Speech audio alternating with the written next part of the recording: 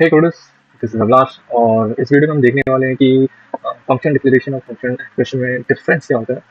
दो तरीके होते हैं फंक्शन को डिक्लेयर करने के, या तो आप इस तरीके से रेगुलर फंक्शन को यूज करते हुए आप फंक्शन को डिक्लेयर करते हो, राइट, फंक्शन यानी बनाते हो, क्रिएट करते हो, या आप इस तरीके से अपना फंक्शन बनाते हो, राइट। आप या तो ये फंक्शन कीवर्ड यूज करते हो या आप नॉर्मली एरो फंक्शन भी यूज कर सकते हो, उसमें कोई दिक्कत नहीं है।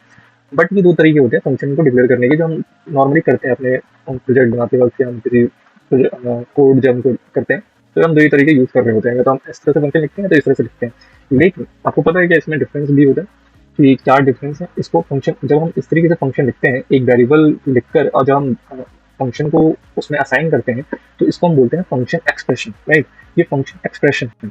लेकिन जब हम नॉर्मल रेगुलर फंक्शन की तरह लिखते हैं, फंक्शन कीवर्ड के साथ हम नॉर्मल इस तरह से फंक्शन लिखते हैं, ठीक है, तो ये फंक्शन होता है फंक्शन डिक्लेरेशन। डिफरेंस क्या है दोनों में, फंक्शन डिक्लेरेशन और फंक्शन एक्सप्रेशन में? एक छोटा सा डिफरेंस है बट लेकिन बहुत इंपॉर्टेंट डिफरेंस है। आपको कोड करते वक्त ये आ सकता है।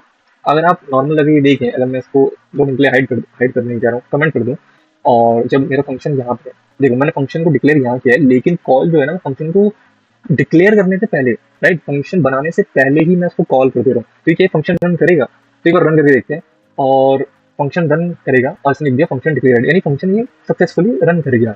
लेकिन अगर हम सेम चीज अगर इसके साथ करें, यानी फंक्शन एक्सप्रेशन के साथ करें, तो क्या ये फंक्शन रन करेगा क्या? यानी कि हमने फंक्शन बनाया बाद में, लेकिन कॉल हमने बनाने से पहले ही कर दिया, तो ये फंक्शन रन करेगा क्या? ये नहीं करेगा। ये रेफरेंस एरर दे देगा और कहेगा, जैसे यहाँ देखो ये कह रहा है reference error cannot access expression before initialization, क्योंकि ये कह रहा है हम एक्सप्रेशन को एक्सेस नहीं कर पा रहे इसके इनिशियलाइजेशन से पहले। हमने इनिशियलाइज बाद में किया है और कॉल पहले कर दिया है, तो ये नहीं कर रहा, लेकिन ये चल जाता, ये नहीं चलता। ऐसा क्यों? अगर आपको पता होगा जावास्क्रिप्ट का एक नॉर्मल से बिहेवियर होता है, जावास्क्रिप्ट एक कॉन्सेप्ट यूज करता है जिसे कहते हैं होस्टिंग। पता है ना होस्टिंग क्या होता है? होस्टिंग, इसमें एक नॉर्मल और सिंपल सा चीज चल रही होती है, वो होता है होस्टिंग। एंड होस्टिंग के कारण, क्योंकि ये फंक्शन एक्सप्रेशन है, यानी कि हमने एक वेरिएबल को असाइन कर रखा है, हमने एक फंक्शन, हमने अपना फंक्शन वेरिएबल को असाइन कर रखा है, और ये किस टाइप का वेरिएबल है? कॉन्स्ट है। और जैसे आपको पता है कि होस्टिंग में लेट और कॉन्स्ट जो होते हैं वो होस्ट नहीं हो पाते, यानी यही रीजन है कि इसमें ये वेरिएबल, यही रीजन है कि एक्सप्रेशन जो है, जो हमारा जो फंक्शन एक्सप्रेशन जो होता है, वो अगर उसे आप इनिशियलाइज करने से पहले कॉल कर दोगे तो वो रन नहीं करता, वो रेफरेंस एरर दे देगा।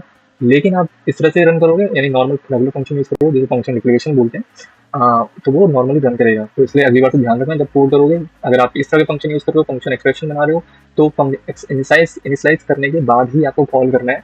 रेगुलर फंक्शन के साथ कोई दिक्कत नहीं है, आप कर सकते हो, लेकिन फिर भी अच्छी बात ये होती है कि आप अगर रेगुलर फंक्शन यूज करो, यानी कि आपको पहले इनिशियलाइज करवाना है लेकिन लिखना आपको डिक्लेयर बाद में करना है, तो रेगुलर फंक्शन यूज करो, अदरवाइज आप नॉर्मल इस तरह से फंक्शन यूज कर सकते हो। मिलता हूँ नेक्स्ट वीडियो में, तब तक के लिए बाय, धन्यवाद।